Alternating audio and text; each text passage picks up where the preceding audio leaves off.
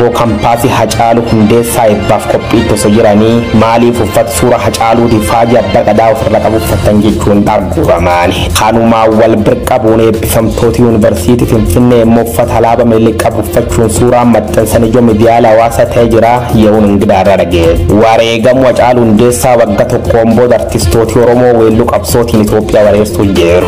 Imalli artii Oromoo kasirni biibuuchi cabsuuf karoorsi biyyiraasa jiraachuu dubbatamaa xiinxal baree barkaqa.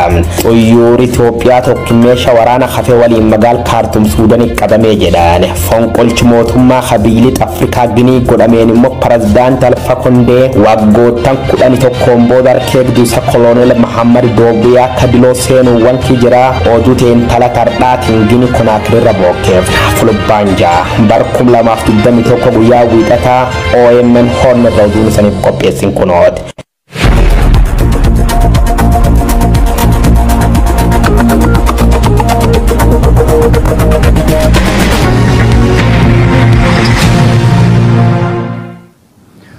Shama akkam jirtu daawwattoota Oromiyaa Miidiyaa Neetwoork oduu har'aaf qabnu kan isinitti himan Yuhun Ingidaati nu waliin turaasanii jiran.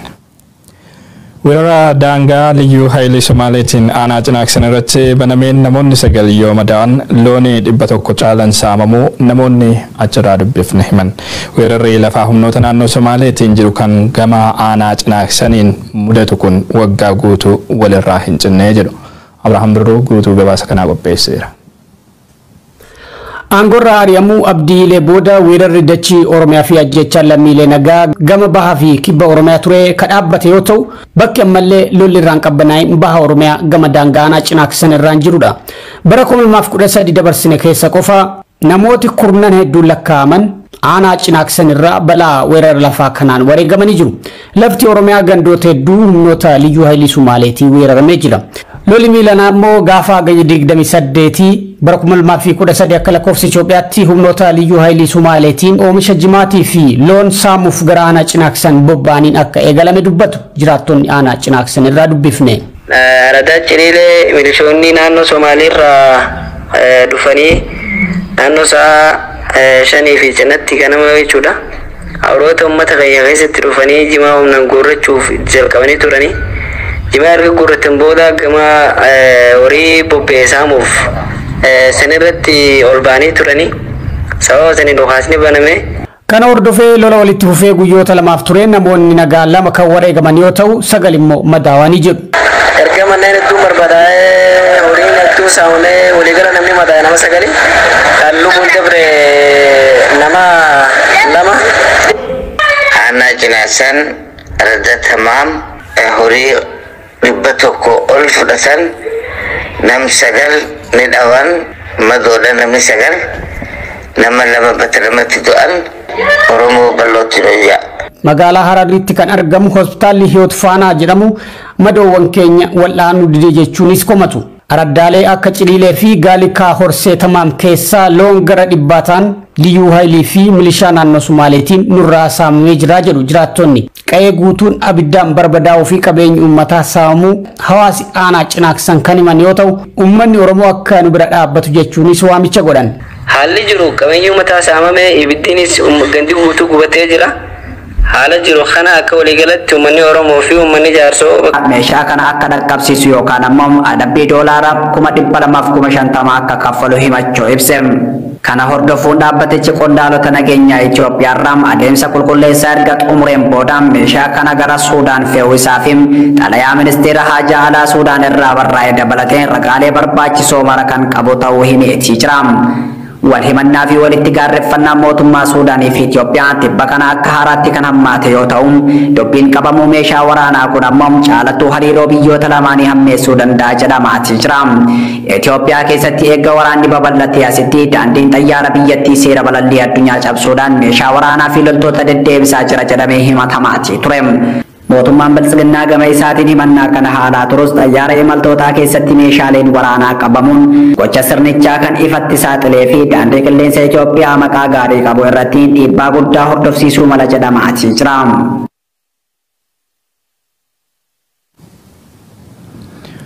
Riqichi laga Takkazee yeroo darbe haleellaa waraanaatiin cabee ture suphamee tajaajila kennuu eegale. Riqichi kun akka mootummaan biltsiginaa Maqalee irraa mo'amee baheen rukutamee adda cichuu kan yaadatamu wayitaa ta'u dhaabbata mootummoota gamtoomanii dabalatee qaamoleen hedduun tarkaanfii sana balaaleffataa turan. Daandiiwwan gurguddoo gara Tigraay geessan keessaa tokko kan ta'e daandiin Shiree Maayitsaamrii Gondar kan wal quunnamsiisu riqichi guddaan laga Takkazee kun mootummaa Itoophiyaa fi humnoota naannoo Amaaraatiin daandii gargaarsa namoomaa gufachiisuuf kan ta'e jedhee cabedha jechuun himatamaa turan. Amma garuu baatii lama booda tajaajila kennuu kan eegale wayitaa ta'u riqichi ogeeyyota Tigraayin suphamuu isaa maddeen oduu Tigraay ibsaa jiru.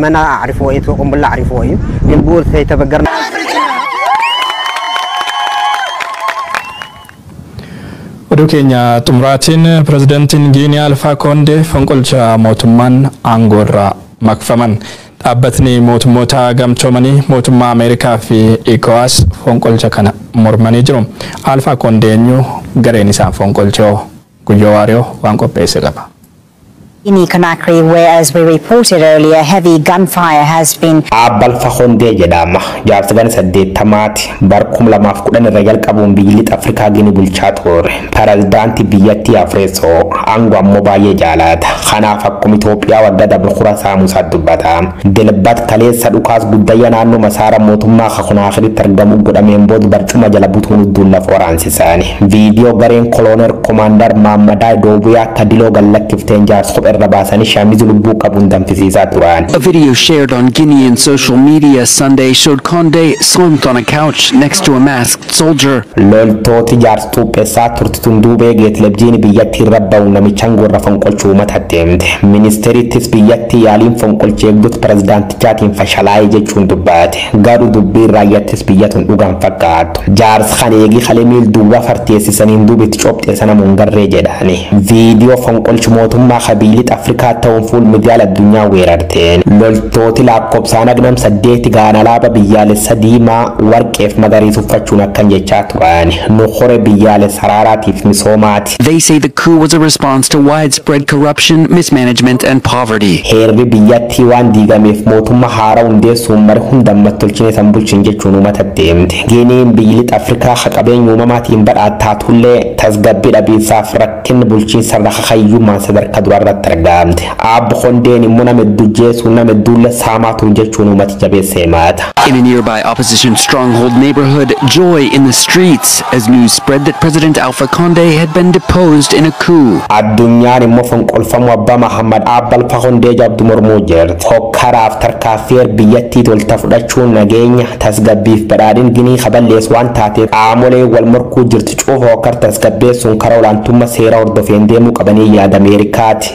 Gareen diinagdee biyyoota lixa Afrikaa jechuun ECOWAS fonqolchi mootummaa Ginii keessatti taasifam jabdu mormuun jijjiirame mootummaa bu'uureeraan qabna hamugatiin qab jechuun waacifte dadhaban. Pirezidaant Alpha Condé kabajisaaf malcuuf akka argatuuf waayilanis waliin hidhama waliin al dure tokko malaka gad dhiifaman jabeessine gaafannaa yaada dhaabbat diinagdee gamtaa Afrikaa ECOWAS soore. Hoggana olaanaa dhaabbat biyyoota gamtoomanii Antonio Guterres gamtaa Afrikaa qofa osoo hin taane biyyoota addunyaa baay'een fonqolfamuun isaa malee jechuun jiru. Loltooti Koomaandar Mahammad Daboobii akka diloo immoo jaarsi dargeessanii jiru abbuma beera. Filannoo uummata saame wagga tokkoon booda waggoota 10 bulchaa guyyaa tokko keessatti Alpha Condé qabame loltootaan bakka geeffamin beekanii jedhan. That followed a constitutional referendum that upheld a 2-term limit on the presidency.